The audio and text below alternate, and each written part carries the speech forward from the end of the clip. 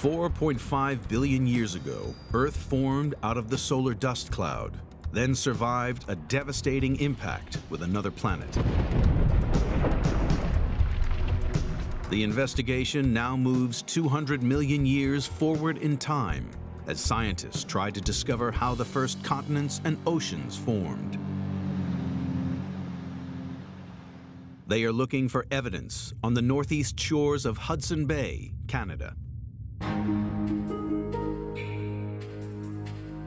This is the desolate landscape of Porpoise Cove, the site of an important new scientific discovery. And it's all down to a young PhD student's fascination with ancient rocks. I was interested in studying the early Earth, so the idea is to get as far as we can back in time to get these old rocks and study rocks that were there in the past. Geologists already knew that rocks in this part of northern Canada are extremely old. But something about a small area in this vast wilderness caught O'Neill's eye. The overall aspect of the rocks really looked different. And right away we knew that something was really bizarre, really unusual about these rocks. The rocks are highly altered, deformed volcanic lavas known as amphibolites. The chemistry was unusual, the mineralogy was unusual, and nobody had seen rocks like that before. O'Neill decided the rocks needed further investigation. He sent samples to be radiometrically dated.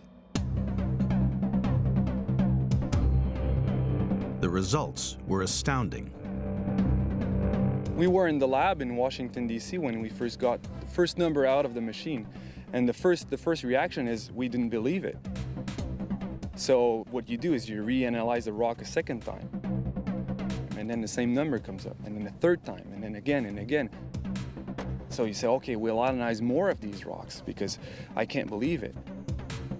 And these numbers, the signature, this really, really old signature keep coming up, keep coming up, and keep coming up. And in the end, you have to come to the conclusion that these rocks have been formed nearly 4.3 billion years ago. The results were indisputable.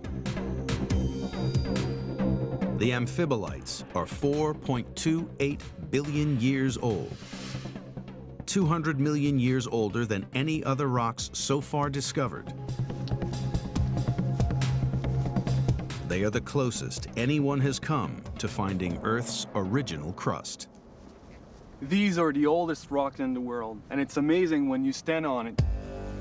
You can try to imagine yourself almost 4.3 billion years ago when the Earth was so young and just barely forming. Walking on this landscape. And it's a really amazing feeling. These rocks are now yielding clues about the thickness of the early crust. O'Neill has found unusual minerals which can only form in conditions of very high temperature and pressure. They prove that the amphibolites were made at least 12 miles down in the crust of the Earth. This means that more than 4 billion years ago, Earth had a solid crust at least 12 miles thick. And a crust that thick suggests there must have been continents. And there's more. Evidence hidden in the amphibolites reveals that these rocks must have originally formed deep underwater. Well, you have to understand that when rocks form, they can record their chemical signature. And depending on where the rocks are formed, in what geological context they will be formed, they will carry that specific chemical signature. The chemical signature of the amphibolites is unique. It proves that when these rocks formed, Earth had not only a solid crust, but oceans. The signature we see here, it really looks like an oceanic floor.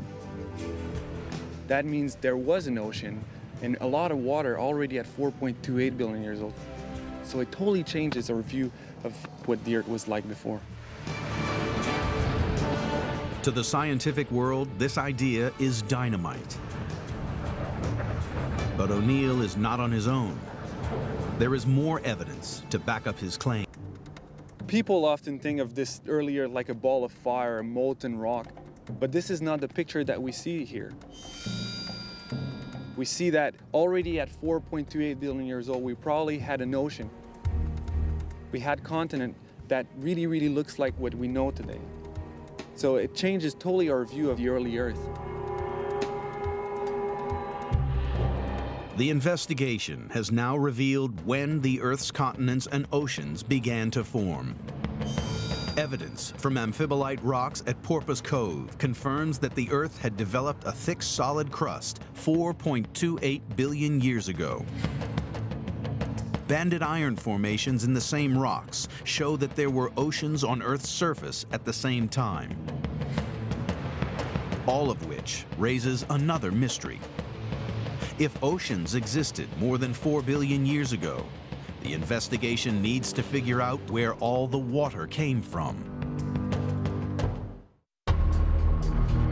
After its formation from the solar dust cloud 4.5 billion years ago, Earth was a fiery ball of molten rock. But 200 million years later, the first oceans were already forming.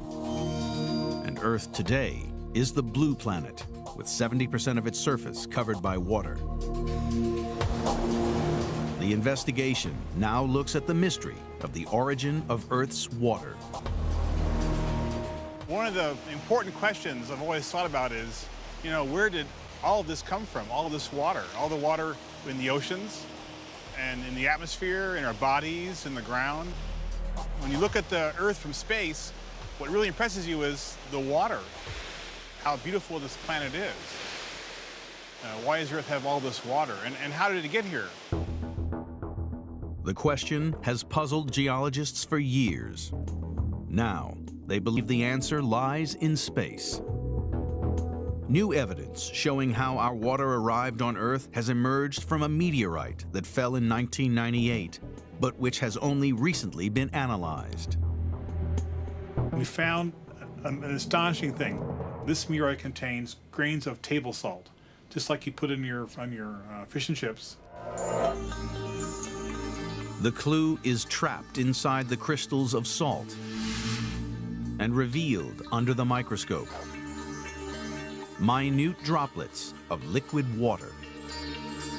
On the computer screen, you can see a little fluid inclusion, a little drop of water, and you'll know it's water. We know it's liquid because you see a little bubble moving around inside of this little droplet of water. The amazing thing about this discovery is the age of the water. You can date this by several different dating techniques. The salt itself is 4.5 billion years old. The water inside has to be at least that old, if not even older. There's no question about it. And so this water is at least as old as the solar system. Here is visible evidence that water existed in space when the Earth first formed. And Zelensky is convinced that meteorites then brought the water to Earth.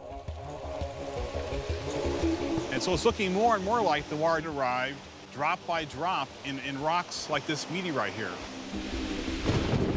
landing over the course of billions of years. You have lots of material coming in every day and smacking into the Earth and depositing a little bit of water, a few drops at a time. The scale of the meteorite bombardment needed to fill the oceans with water is almost impossible to comprehend. But scientists believe that over billions of years, there were easily enough meteorites crashing into the Earth to account for all the water on the planet. Gradually, those rocks are sweating water, building up first shallow seas here and there that grow to be giant oceans.